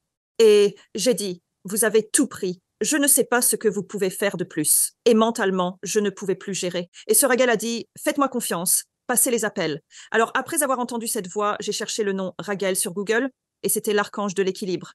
Il aide à résoudre les dettes et à rétablir l'équilibre matériel, l'harmonie et la justice, et il œuvre sur le rayon bleu pâle. Et j'ai trouvé cet ange bleu pâle. Je me dis, oh mon Dieu, on ne pourrait pas l'inventer, il y avait tant de choses. Même quand je lis mon livre maintenant, parfois je l'ouvre simplement. Je pense, mon Dieu, est-ce que c'est vraiment arrivé, sérieusement? Parce que je pense que, oui, c'est arrivé, en l'espace d'une journée, en une journée. J'avais réussi à rembourser une dette de 65 000 livres. Il m'a simplement dit, parle avec sincérité. Alors j'ai juste décroché le téléphone. J'étais lucide parce qu'on a ce brouillard cérébral. Je ne pouvais rien tenir. Parfois j'étais aveugle, parfois je n'entendais pas. Et j'ai décroché et j'ai juste dit, voulez-vous prendre de l'argent à une personne handicapée qui ne travaillera probablement plus jamais? Parce que je n'ai rien à vous donner. Si vous voulez me poursuivre en justice, je vous en prie, faites-le. Mais il faudra venir me chercher en fauteuil roulant. Attendez une minute. Oui, nous allons simplement annuler cette dette. Ne vous inquiétez pas. Et tout a été réglé en une journée. Et c'était l'archange Raguel. Et c'est ainsi que j'ai appris à connaître tous ces anges. Ce n'était pas en lisant un livre, c'était « Bonjour, voici qui je suis maintenant. Je suis Raphaël. Et vous, qui êtes-vous » Du verre tout autour de moi, je fais de la guérison. Et vous, c'est bien, c'est ainsi que je leur parlais. Et puis est venue une étape où ils m'ont fait revivre toutes les aventures que j'avais eues dans mon passé, les relations abusives, parce qu'en tant qu'empathique, on attire ça. Vous attirez les narcissiques parce que vous ne vous sentez pas bien dans votre peau. L'agresseur que ma mère a épousé, le fait que ma mère m'ait abandonné tout au long de cette période, la mort de mon père, ils m'ont fait passer par tout ça. C'était le plus grand camp d'entraînement spirituel de ma vie. Et je me souviens d'un jour où j'ai pensé, voilà, et je me souviens avoir regardé la morphine parce que j'étais incontinent, je gisais sur des serviettes, j'avais des soignants, et je me suis juste dit, non, le pronostic était que je ne remarcherais jamais, que je ne serai plus jamais debout et actif. Alors c'est ça, tu vas juste pourrir au lit. Et j'ai pensé, tu sais quoi? Et je me suis dit, il va falloir que je m'occupe des chiens, trouver un endroit où ils pourront rester. Et je vais simplement le faire. C'est comme ça que je vais m'y prendre. Puis, une nuit, assis là, avec la morphine dans ma main, je me suis dit, bon, il suffit de boire cette bouteille et tout sera fini. Et puis, j'ai simplement réfléchi, mais est-ce que je veux vraiment partir? Puis je me suis dit, tu sais quoi, je ne veux pas partir. Et là, quelque chose m'a poussé. C'est vraiment la chose la plus drôle. Oh, il me chatouille le visage. Tu vas adorer ça. Alors, je descends. Et d'abord, je traverse le cimetière. J'ai une lampe tempête et je porte une robe de chambre en flanelle blanche, tu vois, un peignoir, et je marche à travers, juste comme ça. Sans savoir pourquoi, je traversais le cimetière. J'ai presque provoqué un accident de la route, parce qu'une voiture descendait la route et a vu cette silhouette avec une lampe. Très fantomatique, vraiment. Je le fais pas vraiment dans les broussailles. Oh mon Dieu! Et puis, j'ai esquissé un sourire en me posant la question. Vais-je vivre ou mourir ce soir? Alors, quelle est ta décision, Nick? Vas-tu prendre le risque et boire le contenu de cette bouteille? C'est un peu comme pour Alice au Pays des Merveilles. Vas-tu la boire ou choisir de vivre l'expérience? Et je me suis mis à réfléchir sur les anges qui arrivent, sur les séraphins qui sont venus et qui ont veillé sur ce lieu. J'ai médité. Puis, levant les yeux, j'ai aperçu la pleine lune. Elle scintillait, froide et distante. Ça aurait été bien si ça s'était produit. Mais nous sommes. Je savais que nous étions au Texas et il faisait glacial. Et là, j'ai enlevé ma robe et je me suis retrouvée nue. J'avais juste besoin d'être nue pour montrer ma vulnérabilité. Et le fait que je me rendais, simplement. Et j'ai juste levé les yeux vers la lune. Je me suis dit, je me rends totalement à toi. Je vais me mettre totalement à nu. Je vais me retirer le masque, littéralement. C'est maintenant. Vous m'avez eu. Vous m'avez traîné de force en me faisant crier. J'ai dit, montrez-moi le chemin et comment je peux de nouveau aider l'humanité. Et là, je me suis littéralement effondrée au sol en pleurs, nue au beau milieu de ce cimetière, transi de froid. Et puis, le lendemain matin, j'ai trouvé un panier garni sur le pas de ma porte de la part d'un de mes amis qui disait « Tu nous manques beaucoup. Voici un peu de nourriture. Voici quelques affaires pour toi. On sait que tu n'as pas d'argent. » Et puis ça a déclenché cette démarche où je tendais la main. Parce que j'avais été ce grand détective et je n'ai pas besoin de votre aide. Je suis ceci, je suis cela. Et tout à coup, je tendais la main en disant « J'ai besoin d'aide. » Et c'est ce que la plupart des gens ne font pas parce qu'ils pensent que c'est une faiblesse alors que c'est une force. Et j'ai commencé à tendre la main, à dire aux gens « J'ai besoin d'aide, j'ai besoin que vous m'aidiez, j'ai besoin que vous me coiffiez, j'ai besoin que vous me laviez, j'ai besoin que vous m'ameniez vers la guérison. » Et petit à petit, très lentement, progressivement, j'ai recommencé à percevoir des esprits. Il y avait ces jardiniers qui entretenaient le cimetière avec soin. Et parmi eux, je crois que c'est mentionné dans le livre en réalité. J'ai expliqué, c'est la première entité que je vois depuis des années, car je les avais complètement bloqués, ignorés. J'ai dit, elle est vêtue d'un tailleur de couleur beige. Et pourtant, je ne m'en rappelle pas précisément. J'ai parlé d'elle mentionnant Sharon et Maggie, et elle a répondu, non, je ne comprends pas de quoi tu parles, ma chérie. C'est à ce moment-là que les larmes ont commencé à couler et que je suis rentrée dans la maison. Puis, j'ai débuté un traitement, une faible dose de naltrexone. C'est là que j'ai vu que mon ordinateur était hors service, ce qui était étrange puisqu'il était neuf, je venais de l'acheter. Alors, je me suis dit, si je dois continuer à vivre, autant me procurer un nouvel ordinateur. J'ai aussi réglé mes dettes et quelqu'un l'avait proposé à un prix vraiment bas. J'ai dit, je le prends. Mais la batterie était morte. C'est vraiment bizarre. Donc, j'étais littéralement si fière de moi parce que j'ai conduit jusqu'au magasin d'informatique et il a dit, laissez-les-moi. Et sur le chemin du retour, il y avait un endroit où je travaillais savant, je faisais des ateliers dans un grand lieu communautaire, une grande vieille demeure. Je suis entrée, une dame était assise.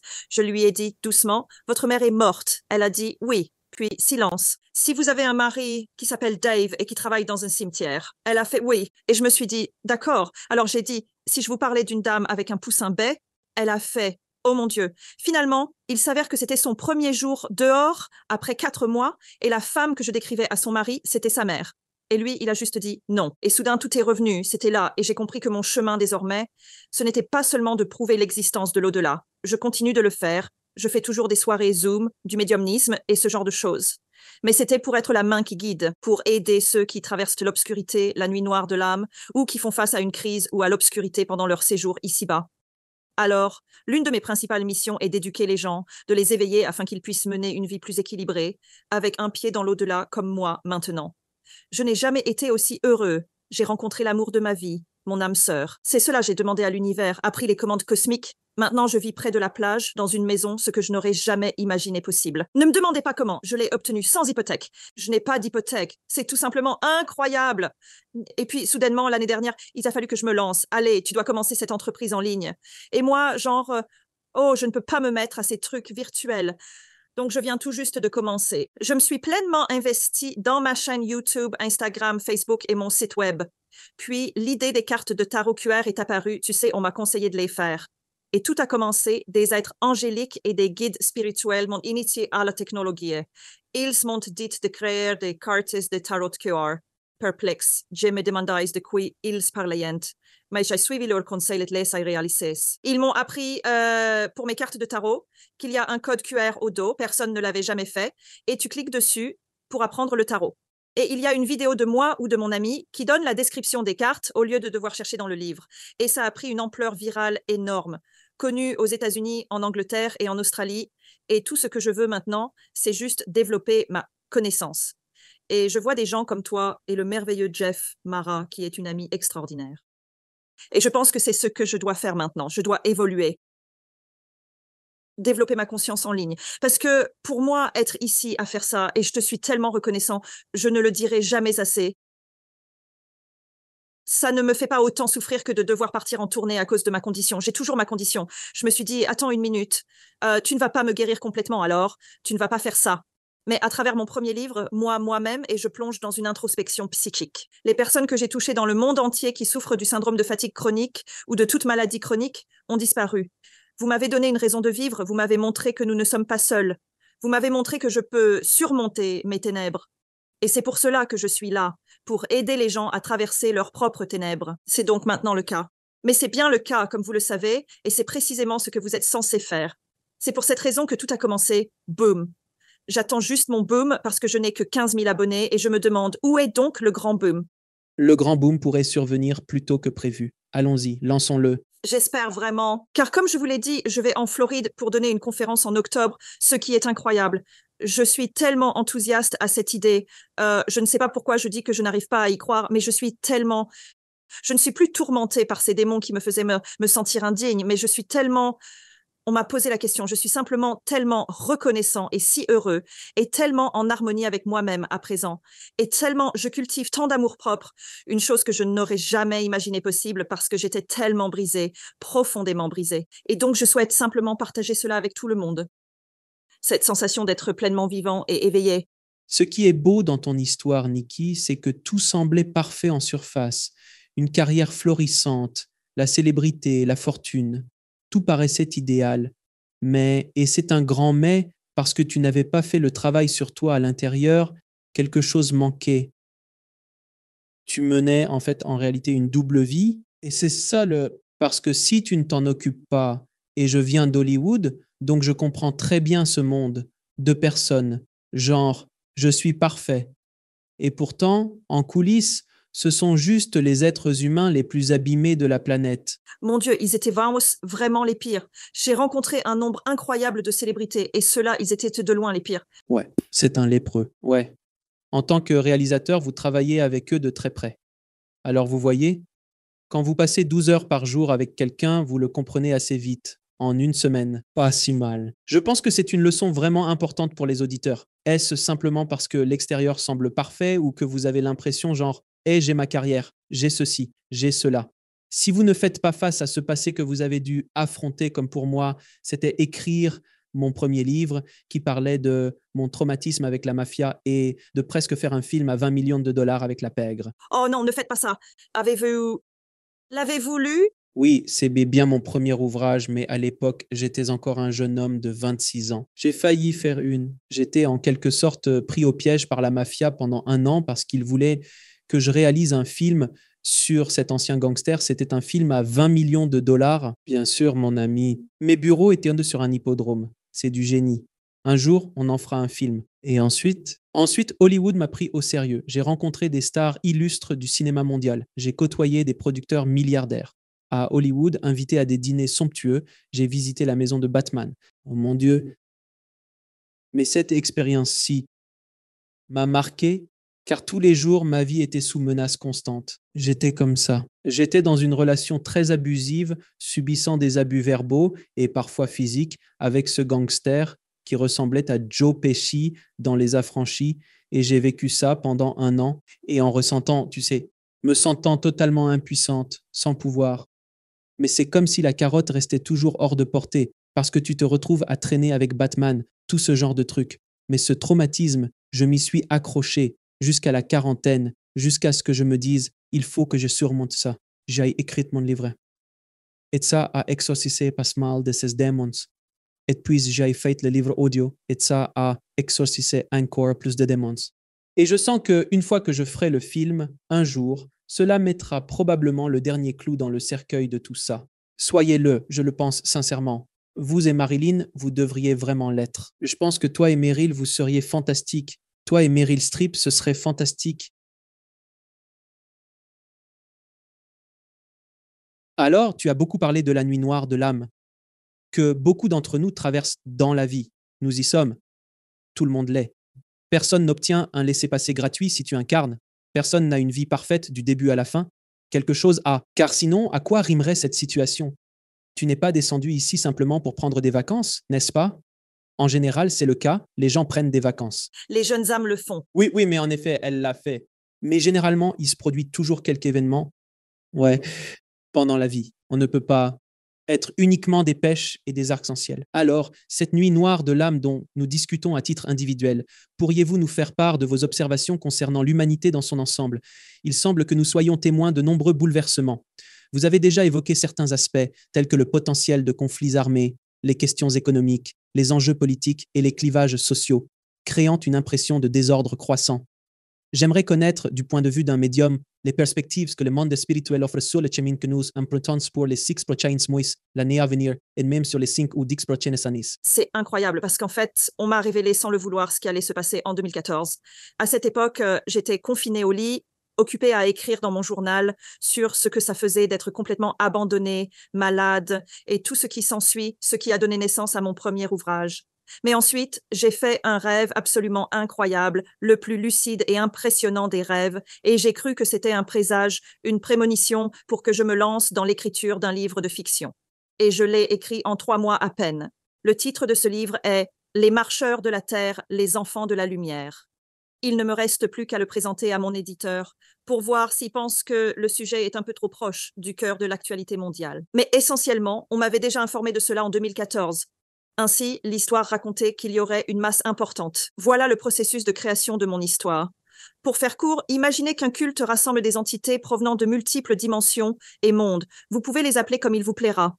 Ces créatures se regroupent et s'adressent à l'entité suprême, que vous nommiez la source ou Dieu, pour lui faire part d'une situation critique. La Terre est sérieusement en danger. Elle a été totalement maltraitée. Planète, animal, végétal, Terre, les humains eux-mêmes. Nous devons vraiment l'éradiquer à nouveau. Vraiment. D'accord, voici mon histoire. Et ensuite, faisons comme si c'était Dieu. Il ne l'est pas en réalité. Mais nommons-le Dieu, par amour pour la notion de divinité.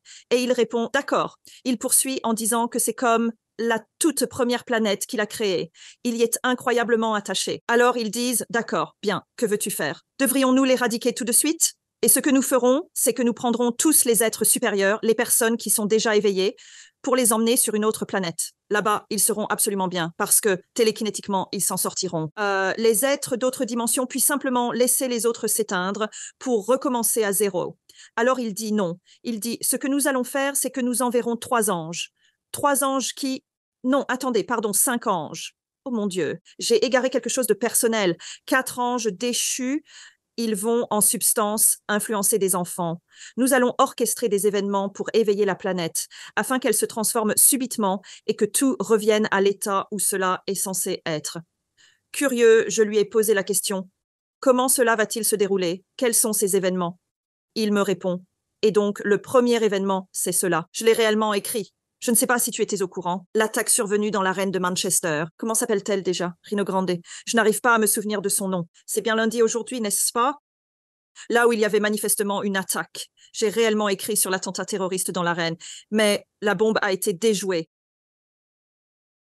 Donc, pour résumer, j'ai initié un dialogue concernant le phénomène du terrorisme, ce qui a, par la suite, suscité des interrogations chez les politiciens de mon camp, et une multitude de choses ont convergé ensemble. Les catastrophes. La région de l'Archange était en colère, alors toutes les catastrophes ont commencé.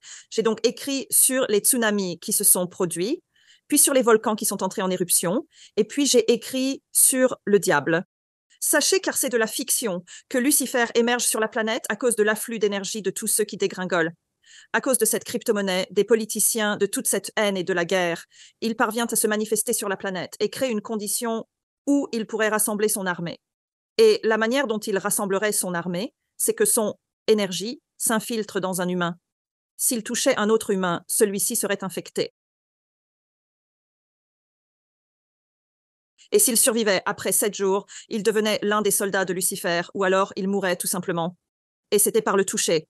Et donc, en gros, je prédisais le Covid. Donc, tout au long, c'était toutes les prédictions de ce qui allait arriver. Et le prochain livre parle de la façon dont les politiciens, l'ONU et tout le système sont complètement injustes. Ils dévoilaient tous les gens de pouvoir, exposaient tous les gens de l'argent et la manipulation. Et cela aboutissait à un énorme retournement de situation. Et tout est merveilleux à la fin. Mais j'ai arrêté d'écrire la suite des livres parce que je me suis demandé, y aura-t-il un après heureux?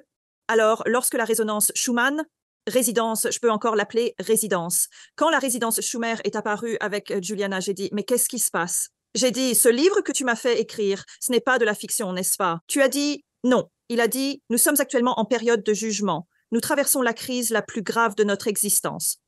Alors, ce qui s'est passé, c'est qu'ils ont fait venir les enfants du millénaire. Ces enfants, qui ont peut-être le syndrome de Down, le TDAH, l'autisme, ils essaient de montrer un amour inconditionnel. Tu vois à quel point ils sont aimants et la beauté de leur âme, et ils possèdent plus de savoir. Alors, ils commencent à se rappeler de leurs existences précédentes, et les enfants ils leur révèlent des vies antérieures, un peu à la manière de ce qui se passe dans cette série Ghost in My, tu sais, celle où les personnages d'hommes se remémorent leurs existences précédentes. Et tout cela est dans mon livre. Ils commencent à s'infiltrer parmi des gens crédibles.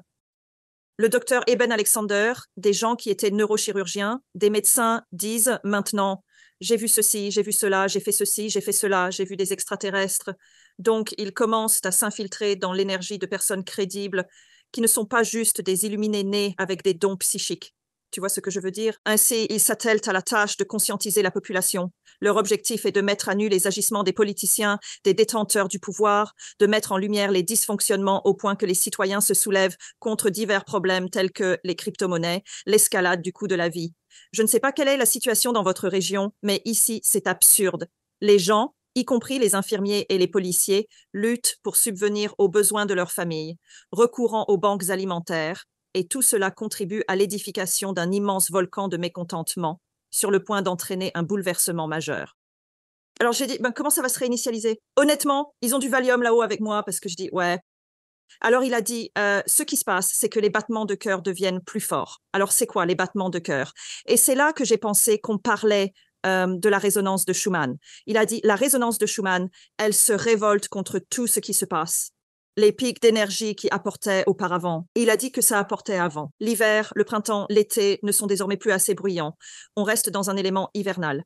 Et il a dit donc on doit s'asseoir et attendre que la résonance atteigne les gens. Et il ajoute une partie de ce que tu fais, toi, Alex, et tous les autres qui tentent d'apporter le savoir, comme nous le faisons lors de la conférence. La conférence des informateurs galactiques et spirituels cherche à sensibiliser les gens et à les éveiller. C'est comme cette affaire locale avec le Congrès américain. J'avais prédit il y a longtemps que quelqu'un dirait « Oui, il existe une intelligence non biologique », peu importe ces mots, comme s'il disait carrément « Oui, il y a des extraterrestres et nous avons des vaisseaux spatiaux quelque part. Vous souvenez-vous de quand cela s'est produit ?» Mais vous savez, ouais, et est-ce faux ou bien est-ce vrai? Mais progressivement, il a donné l'impression que c'était une implosion. Juliana disait qu'il y aurait une implosion, où tout finirait par être révélé, mais il a quand même laissé les choses en suspens. Alors, j'ai pris la parole et demandé « Bon, tu vas nous éradiquer ou alors tu vas nous emmener sur une autre planète intelligente ?» Il répond simplement « C'est une possibilité. » Je me dis alors « Mon Dieu, je ne peux vraiment pas dire ça aux gens. » Donc, oui, c'est une possibilité. Il a parlé et il a dit que plus il y a de personnes éveillées, plus il y a d'individus qui se lèvent pour la justice, plus il y a de monde qui pousse et qui s'efforce de révéler la vérité sur les gens de pouvoir comme Elon Musk, les Gates et tous les autres. Et puis, S. Rosenchild, il m'a énuméré tous ces noms et je ne sais même pas qui ils sont vraiment. Rothschild. Les Rothschild, oui. C'était Rothschild, voilà, vous voyez. Je n'aime pas lire ou apprendre des choses parce que je veux que ça vienne de manière organique, de la source. Et puis je dirais aux gens, ils pourraient penser, oh mon Dieu, est-ce qu'il est bête? Ça m'est égal, je veux que ça vienne de lui de manière organique. Alors il a cité ces noms pour dire qu'il contrôle tellement tout et manipule tout. Et il ajoute plus les abus entre individus, les abus envers les animaux, les abus envers les jeunes enfants, l'abus de la planète. Il dit que tout cela va aboutir à une implosion, mais il a laissé ça dans ses balances. Il apparaît donc que c'est à nous de nous soulever, c'est à nous de faire preuve de résistance. Pensez par exemple à cette histoire des villes des 5 minutes, ce concept qu'il voulait nous faire accepter, où nous n'étions pas autorisés, et je ne sais pas si cela a été le cas chez vous, mais en gros, il nous était interdit de nous déplacer à plus de 15 minutes de notre lieu de résidence. Plus de 100 fois. Si c'était le cas, vous receviez une amende, il y avait des bornes et de la police armée, et ils ne vous laissaient pas sortir de votre propre ville. Ils ont commencé à l'appliquer, et ça a commencé à Oxford, qui est connaître et rencontrer. Au cœur de l'Angleterre, une insurrection a éclaté. Les citoyens, dans un élan de révolte, ont arraché toutes les caméras de surveillance, détruit les bornes interactives, en signe de refus catégorique. Ils ont rejeté l'idée que le gouvernement puisse les manipuler comme il l'avait fait durant la crise du Covid, en espérant qu'ils continueraient à obéir docilement. Mais la population s'est soulevée. C'est par la puissance de l'esprit, par la fermeté à préserver nos droits fondamentaux à l'humanité et à la liberté que nous pourrons libérer le monde entier. Si nous restons assis sans agir et que nous tolérons cette situation, alors l'avenir est incertain.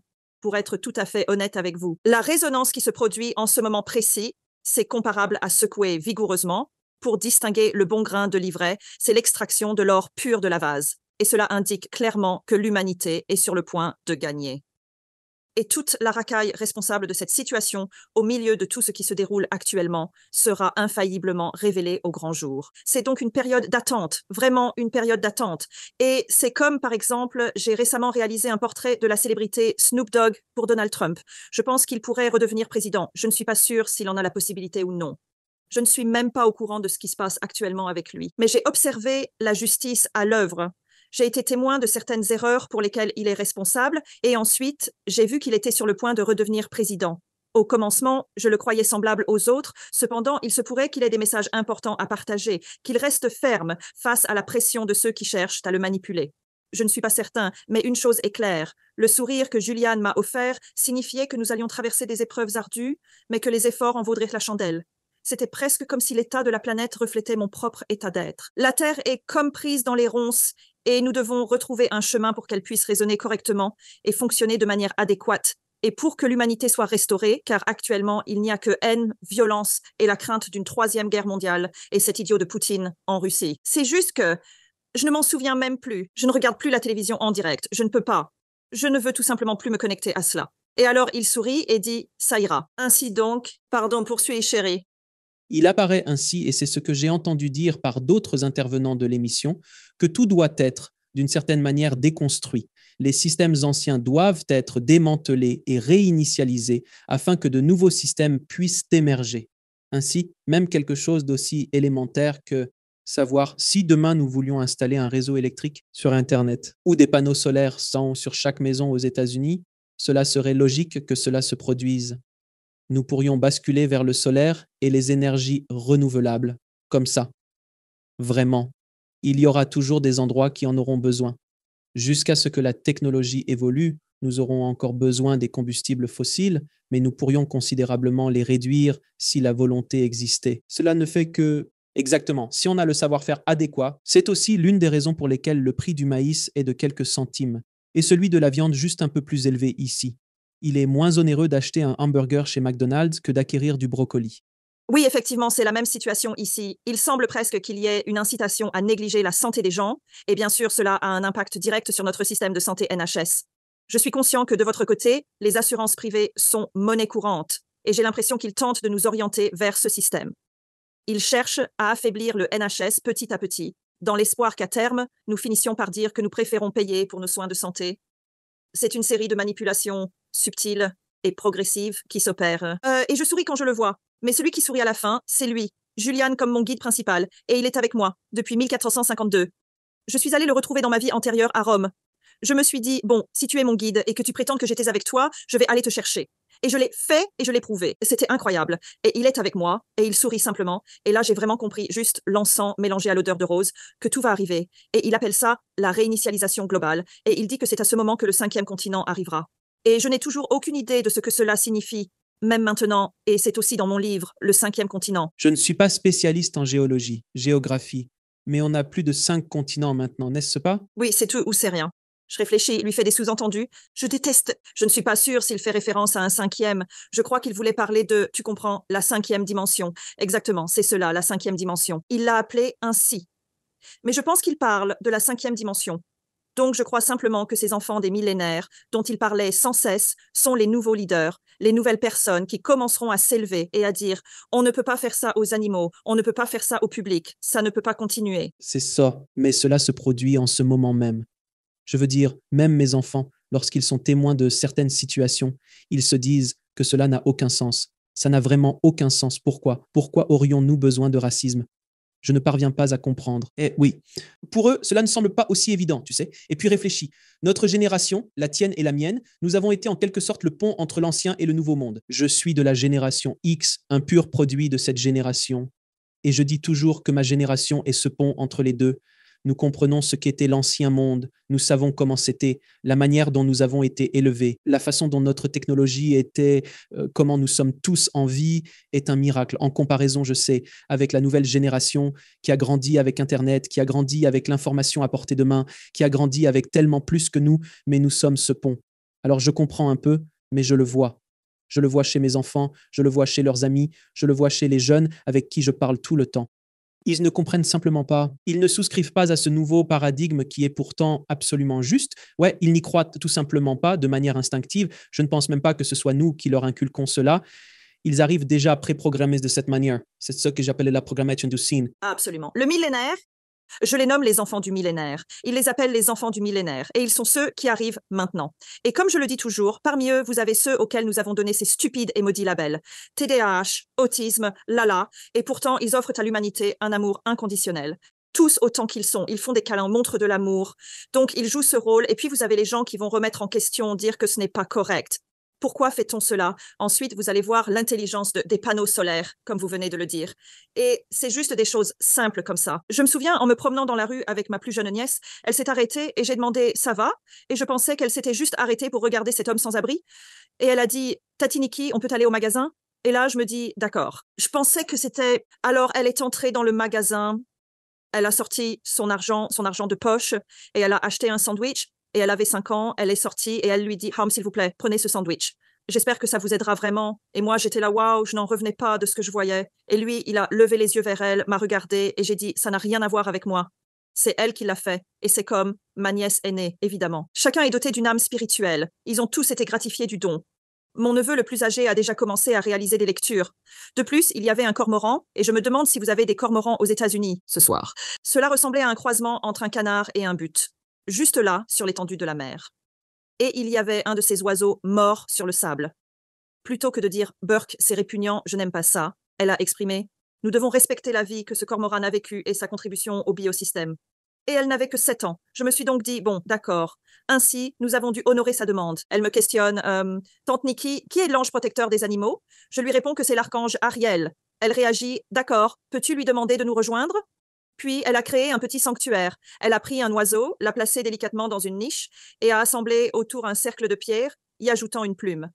Maintenant, invoque l'archange Ariel pour qu'il vienne reconnaître l'œuvre de cet oiseau et pour qu'il l'accompagne dans le royaume des esprits, me demande-t-elle. En moi-même, je pense. Très bien, je vais le faire. Et c'est comme incroyable. Et ça émerge de cette situation. Et c'est cela qui est essentiel.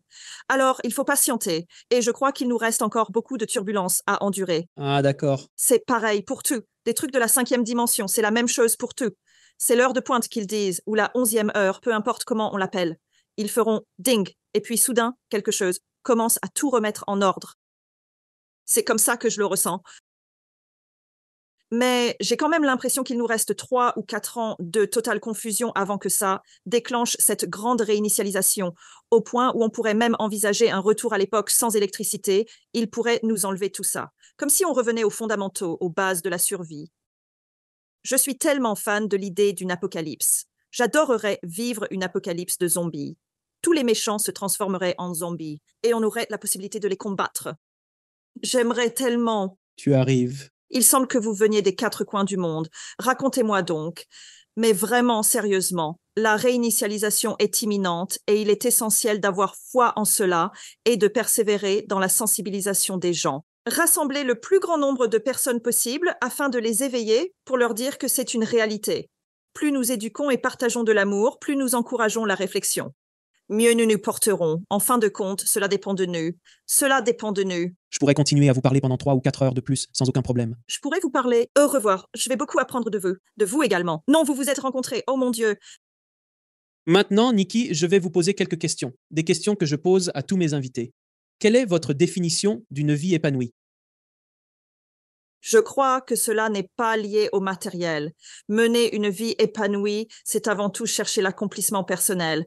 C'est s'entourer d'amour, aspirer à une existence saine et s'efforcer de donner autant d'amour que possible. Les choses intangibles dans la vie sont les plus précieuses, tandis que le matériel n'est qu'un complément. C'est bien, mais ce n'était pas tout à fait ça. Ce n'était pas mal. Ce n'est pas mal, non. J'ai appris tout au long de mon parcours parce que, évidemment, j'avais tout. J'avais littéralement de l'argent, la maison, la résidence secondaire, et puis je n'avais plus rien. Si je suis dans une boîte à chaussures, le fait est que j'ai mon âme sœur. Je ne m'adore pas dans le sens où je m'aime moi-même, mais je suis enfin libre de croire ce que mon agresseur me disait. Et je me sens authentique. Et ça me va très bien de rester en pyjama lors d'une mauvaise journée et de parler au monde entier, ce que je n'aurais jamais imaginé faire. Alors, l'épanouissement personnel, l'amour de soi, s'entourer d'amour et le partager, et ensuite essayer d'être le plus sain possible, mentalement, physiquement et spirituellement, ça doit être la clé d'une vie accomplie, assurément. Se connecter également à la source. Si tu avais l'occasion de retourner dans le passé et de parler à la petite Nikki, quel conseil lui donnerais-tu? Je crois que le meilleur conseil serait « Sois courageuse, aime-toi et ne permets à personne de jamais voler ton énergie ». Comment définis-tu cela? Je pense que j'avais besoin de le vivre cependant. Je pense que c'était clairement mon plan, mais oui, tout à fait certain. Évidemment, nous arrivons tous avec nos plans, nos projets de vie en tête, mais je pense que les choses se dérouleront de cette manière. Reste fort, aime-toi toi-même et ne permets à personne de te dérober ton énergie. Comment définirais-tu Dieu? J'ai été dans une caverne, j'ai été avec l'omniprésence. Et c'est un tout pulsant, tout en étant tout vivant, avec des millions d'images défilant sur l'humanité. Et voilà, c'est la plus grande prise électrique de tout l'univers. Et imaginez que la prise contienne des millions de toutes petites prises. Et cette essence qui palpite, qui va et vient, emplie de la vitalité de tout l'univers, elle est juste là, patiemment, attendant que chacun se rebranche. C'est Dieu. Et une fois que vous êtes connecté, votre existence ne sera plus jamais jamais la même. Et quel est donc le but ultime de l'existence? Ascension de l'âme, apprentissage. Inscrire profondément dans notre âme les souvenirs, les expériences vécues, les victoires, les échecs. S'élever à nouveau, renouer avec notre famille d'âme, redescendre, repartir à zéro et continuer cette élévation spirituelle sans se perdre. Je perçois où nous pourrions éventuellement arriver si nous choisissons de ne plus nous incarner en tant qu'êtres humains. Et les dimensions à explorer sont sans limite. Et la splendeur est éternelle, sans fin et infinie. Mais c'est précisément la raison pour laquelle nous existons ici. L'ascension de l'âme et l'enrichissement de notre essence par les expériences les plus insolites, les plus vibrantes et les plus modestes que nous sommes appelés à vivre durant notre existence terrestre. Et nous recommençons tout. Ce n'est qu'un grain, un minuscule grain de sel dans un océan que nous vivons dans cette vie. Et nous nous en rendons compte quand nous remontons et que nous marquons cette petite entaille dans notre âme, puis nous nous demandons que ferons-nous ensuite pour ajouter encore quelques entailles. J'adore ça.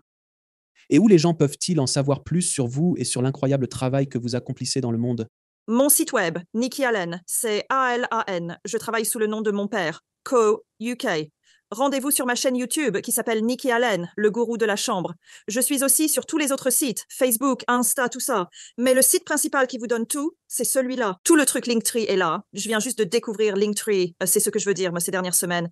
Je suis nulle là-dedans. Alors venez me rejoindre et aider à agrandir notre tribu parce que je ne sais pas comment faire. Mais je fais de mon mieux en me mettant devant une caméra. Tous mes livres sont disponibles sur Amazon. J'ai plein de séries de journaux intimes spirituels. Mon QR, mon cours de tarot de 10 heures. Jetez-y un œil. Que des vidéos et du contenu interactif. Allez simplement voir sur le site web. Allez dans la boutique et vous verrez tout ce que je vous propose. Et ça s'agrandit toujours. Livres apparaîtront prochainement. Et de nouveaux cours sont actuellement en train d'être développés. Je veux simplement faire tout mon possible pour aider l'humanité pendant qu'elle se trouve ici-bas et qu'elle est en pleine lutte. C'est aussi simple que cela. Et vous êtes assurément conviés à revenir lorsque votre nouveau livre sortira pour en parler également, ma chère. Oh mon Dieu, je ne vais certainement pas l'écrire juste pour avoir un prétexte pour revenir et vous revoir. Ouais. Et pour finir, avez-vous un message d'adieu à adresser au public? Je tiens simplement à dire un grand merci d'avoir écouté, si vous êtes resté avec nous jusqu'ici. Et s'il vous plaît, sachez toujours que, quoi que vous traversiez dans la vie, quel que soit votre désespoir, vous n'êtes jamais seul. Je peux vous promettre catégoriquement, vous n'êtes jamais seul.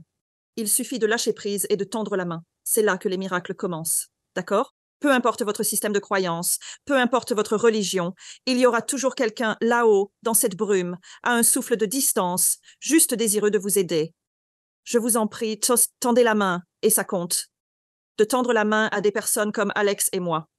Regardez ce que nous avons à vous dire. Regardez ce que nous avons à partager avec vous et ce que vous pouvez apprendre de nous parce que vous pouvez l'intégrer et vivre la meilleure vie possible ici-bas. Tendez simplement la main et abandonnez-vous. Nikki, je te suis reconnaissant pour tout ce que tu fais pour le monde, ma chère. Merci infiniment de partager ton parcours. À toi de même. Namasté, ma chérie, car tu es réellement une légende et cela a été un plaisir et un honneur absolu. Merci du fond du cœur. Merci de regarder. Cliquez sur une des vidéos ci-dessous pour poursuivre votre voyage et n'oubliez pas de vous abonner.